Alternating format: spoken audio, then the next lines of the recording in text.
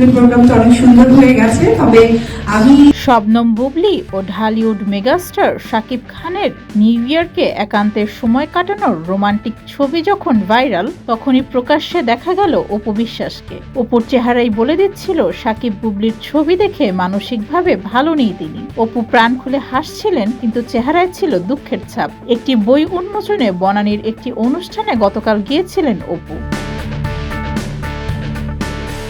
অনুষ্ঠানে শাকিব বুবলীর রোমান্টিক ছবি নিয়ে মন্তব্য করেন অপু বিশ্বাস। অনুষ্ঠান শেষে সাংবাদিকদের একাধিক প্রশ্নের উত্তর দেন অপু। এ সময় যুক্তরাষ্ট্রে শাকিব বুবলীর অবকাশ যাপন প্রসঙ্গে অপু বিশ্বাসকে কিছু বলতে অনুরোধ করা হয়। অপু বিশ্বাস বলেন, মানুষ মানুষকে নাই চিনতে পারে, এটা অস্বাভাবিক কিছু নয়। যেমন ধরুন, আপনি আমাকে ভালোবাসতে পারেন, কিন্তু তখন অন্য কাউকে নাও ভালোবাসতে পারেন। আবার এমনও হতে পারে আপনি অন্য কাউকে ভালোবাসেন, কিন্তু আমাকে ভালো নাই বাসতে পারেন। এটাই সত্যি। অপু বিশ্বাস আরো বলেন, আমি 15ই জুন একটা ফেসবুক স্ট্যাটাস দিয়েছিলাম।